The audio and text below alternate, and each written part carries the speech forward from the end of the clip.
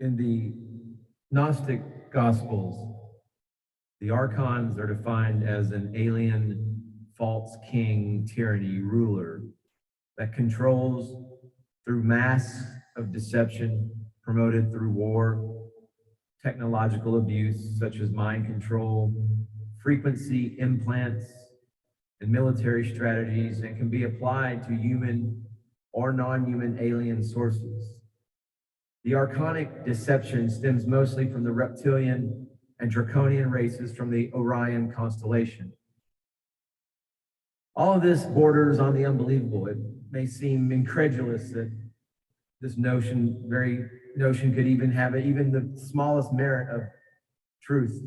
However, were it not for the fact that the Archon deception was already noted and explained by the first century Gnostic Christian movement. Talking about the Nag Hammadi scrolls. The Nag Hammadi scrolls and the Archons. So in December of 1945, a red earthenware jar was found near Nag Hammadi, a city in Upper Egypt. And inside the jar were papyrus books dating from approximately AD 350. The papyrus books were released as the Nag Hammadi Library. For the first time, we had a first-hand account of the earliest Christian beliefs. The writings were very different from the Gospels, comprised mainly of sayings rather than elaborate social situations for Jesus's ministry.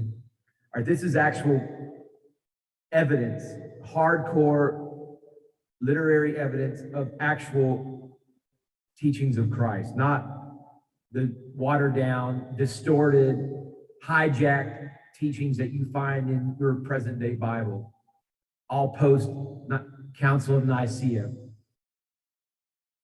Gnostic texts, aliens, and the Archon matrix. Let's talk about that. In the Nag Hammadi Library, we find first-hand encounters with inorganic beings called Archons.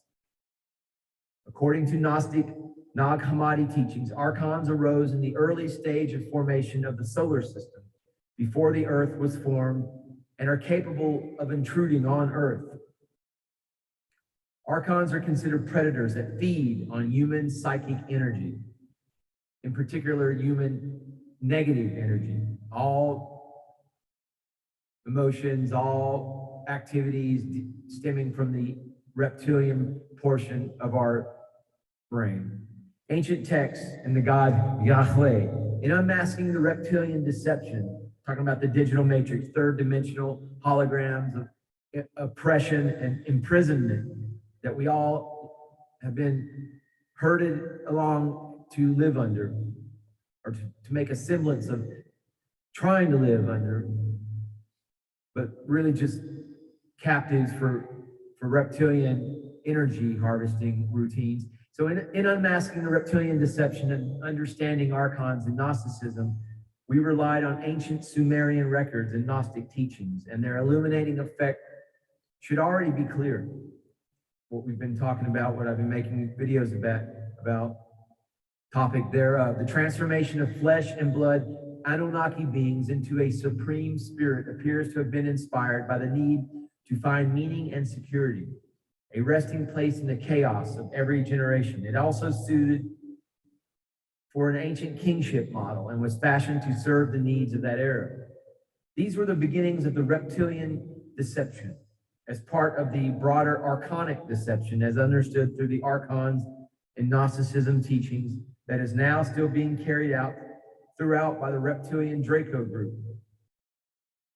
Those star seeds and actual entities from the Orion star constellation.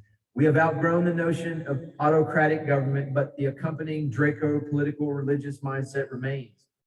Judaism and all the religions of today that stem from it are revealed as the remnants of a multidimensional psychological control system designed to manipulate and dupe humanity into throwing away its own potential in the service of extraterrestrial beings that regard our planet purely as a resource for their own energy requirements, whether it's food or minerals.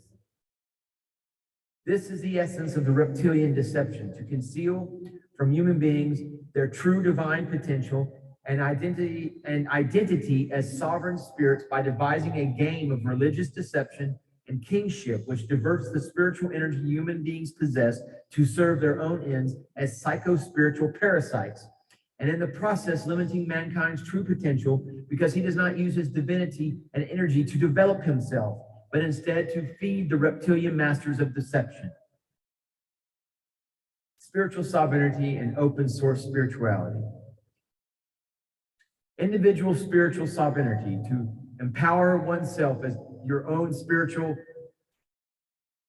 director, if you will. Individual spiritual sovereignty is one in which human beings break away from this cycle by recognizing their God-given autonomy and potential using the gift of free will and spiritual discernment.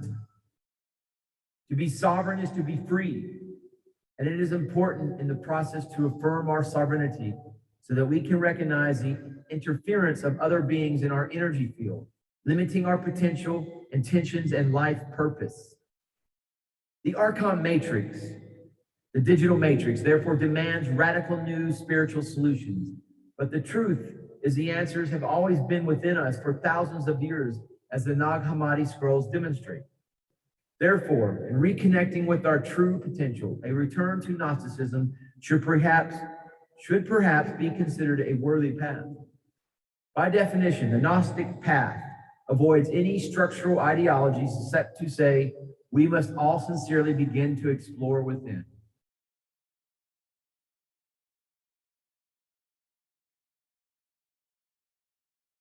That is why I invite you to stay up to date, to stay subscribed to the Umbanda, the Force from Source, Son of Source,